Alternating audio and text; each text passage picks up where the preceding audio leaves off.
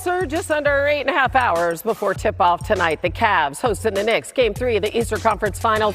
Cavs down 2-0 in the series. Happy to return home. They've been nearly unbeatable there this season, winning 6 of their 7 home games, averaging over 114 points a game. Much different on the road, going 2-7 and averaging 10 fewer points per game. And now to the guy who is doing such a great job calling this series. Legs is with us. Tim Legler, what do you need to see tonight, Legs? First, let's start with the home team. From Donovan Mitchell, from James Harden, who they acquired at the trade deadline. What do those two need to bring to get the Cavs back in this series? Well, Hannah, it doesn't all fall on their shoulders. But look, these are their 2 best players. These are the 2 guys that are most equipped to be dual threats. And being good might not be good enough against this Knicks team. They might have to be sensational. And for each guy, it means something different. For Donovan Mitchell, that's probably going to mean put him a big scoring number. And I'm not sure he's 100%.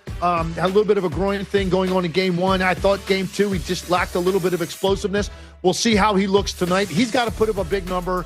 Harden has to be the guy that collapses their defense to make shooters better. But, Hannah, it's not just those 2 guys.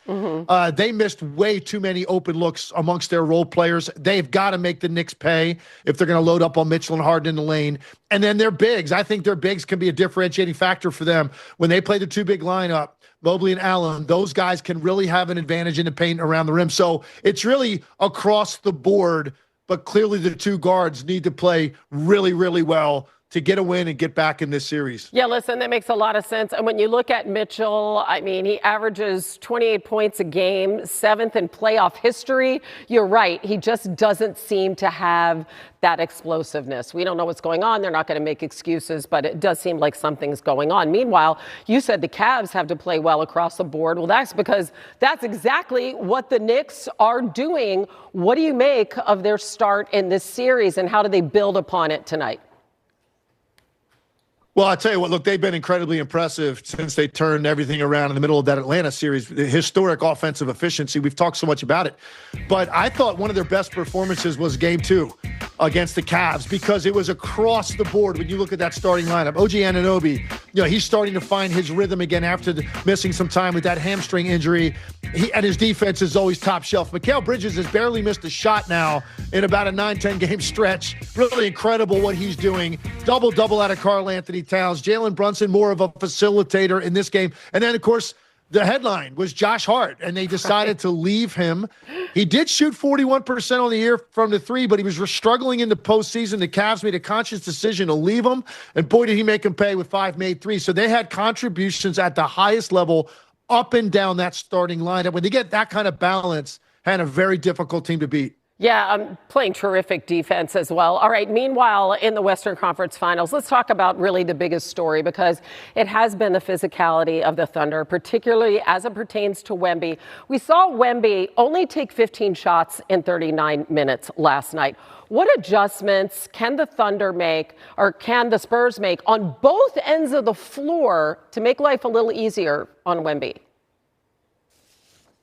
I think for me, Wemby's got to do a better job of imposing his will with his size in the paint closer to the basket. It's easier said than done, because OKC's getting physical with him. They're standing him up. They're not letting him walk into positions he likes. But I do think he could be a much bigger threat if he sets ball screens a little bit tighter to the basket. So if they can get some of that 2-man action where Wemby is setting that screen at the 3-point line or inside of it, rather than 28 to 30 feet out, where it takes a lot longer to roll to the rim.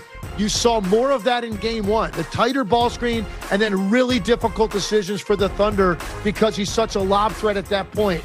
And you also got to be more patient getting the ball in the post when he does get a mismatch, instead of just reversing the ball if he doesn't immediately establish position. I don't think it was all Wemby. I think his teammates, his guards, they've got to do a better job of understanding the importance of him touching the ball in the paint and the pressure that'll put on OKC. Look, this isn't an easy task. The Thunder are a great team, and their bench was incredible in Game 3. You're rarely going to see that level of production off a team's bench in a big moment. So they're deep. There's no doubt. But I think Victor Wembanyama is going to come out with incredible intent at the start of Game 4, understanding they go down 3-1. I don't see anybody seeing them coming back from that. This is a must-win for the Spurs. Victor Wembanyama has got to impose his will as a big man in the paint to put pressure on that Thunder defense. Speaking of must-wins, we're going to be calling one tonight for the Cavs. We look forward to it. Doing such a great job, our trio there, calling the Eastern. 8 straight and trying to go up 2-0. This is a team that has shown resiliency all playoffs, all season long. The Cavs are leaving them. Josh Hart making them pay. Knicks dominating here in the third. There is just a confidence that the Knicks have when they get James Harden in that ISO. We're focused on winning. 9 consecutive playoff wins for the Knicks. So the Knicks now up 2-0. So fun seeing the fans. And, of course, Walt Clyde Frazier at his finest. Vinny Goodwill joins us now.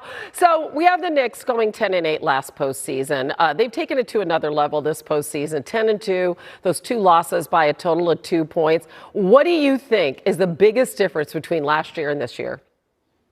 Well, Hannah, when you talk about the minutes that the Knicks players have played this year, it's a lot less. So they look a lot fresher down the stretch. They're able to close out games, even though the games haven't necessarily been close. But last year was a lot of Jalen Brunson or bust, especially down the stretch of games. When you look at this team this season and this playoff run, OG Anunoby in the first series with his efficiency. In the second series, it was Karl Anthony Towns getting triple doubles, working out of the high post, finding guys like Mikal Bridges, getting him going. And in this round, yes, you just saw Jalen Brunson close out that miraculous comeback in game 1, and Josh Hart in game 2 being able to feast off of defenses laying off of him. It's been a complete team effort as opposed to a one-man band that things seem to feel like last season. Yeah, I want to talk about Josh Hart because this is kind of emblematic of the Knicks. Okay, so we see Josh Hart. He doesn't play down the stretch in game 2. Then he comes back with a monster game in game 3. He's interviewed afterwards and he says, I don't have an ego. That got burned out of my heart a long time ago. I'm here to serve my teammates. I mean, you don't hear people talking like that. What is Mike Brown saying about him? Well, Mike Brown has had to understand that Josh Hart is a different type of ball player. And he said, I have to look at him like Andre Iguodala, a guy that I coached in Golden State, that you can't look at what he does on the stat sheet, that you look at the spirit that he brings, you look at the way that he's a connector. And then Josh Hart goes out there and hits 5 threes in game 2 because the Cavs were laying off of him. Like you said, they laid off him so much in game 1 that he sat in the last 10 minutes, giving way to Landry Shamet. That was not going to happen in game 2. So yeah, while Josh Hart is talking about submerging himself from his ego, divesting himself from his ego, he still wants to play well, and he understands that he's an acquired taste because of what he doesn't show on the stat sheet. But Mike Brown is beginning to appreciate all the things that he does do. And you can make the argument that the Cleveland Cavaliers are missing their version of a Josh Hart. Yeah, listen, this guy scored 26 points in game 2, new playoff career high, tied for his second most in any game this season. If you want to go back and look at Jalen Brunson's video when he found out that they had Josh Hart and his reaction, that tells you everything about how critical this guy is. Vinny, thank you. Hannah, NBA analyst Quentin Richardson also breaking down this Eastern Conference Finals. My friend, what adjustments do the Cavs need to make sure they don't go down 0-3? OG is defensively first. They gotta make Brunson at some point uncomfortable. Like at some point in every game so far against them, he's been able to get off and get his game going, and they're not making him pick or choose or forcing him one way or the other. They gotta do that first. But overall, their whole team defense has to step up. The Knicks have been able to get on too many runs and go on too many big runs to open up the gaps in these games. They got to put Karl Anthony Towns in a position where he's not able to facilitate and get as many buckets. He's getting downhill and getting to the basket, drawing fouls against the bigs, and then their pressure. They got to get up into the ball and make everything uncomfortable. They got to push their whole intensity up. They're at home, so they got the crowd behind them. Knicks have won 9 straight games this postseason. What are they doing so well that's driving the success? Listen, the Knicks have been playing dominant defense, OG. They've been holding teams to under 100 points, basically, right at 98.8 points per game during this streak. And this is like in this era, the whole team's consistently under 100 points. That's crazy, and they're doing that at a consistent basis. I think Mike Brown and the coaching staff, midway through, they switched it up once they started bringing Cat out to the top to become more of a facilitator, a la Joker in Denver, and he's been able to facilitate at about 7 assists per game. So everybody's getting involved, and then their bench and their other guys have been stepping up during this stretch. Yeah, you know what they say: defense wins championships. We'll see if that holds true for the Knicks. Q's going to be back with us next hour to dive into the Western Conference Finals. See you in a few, my brother.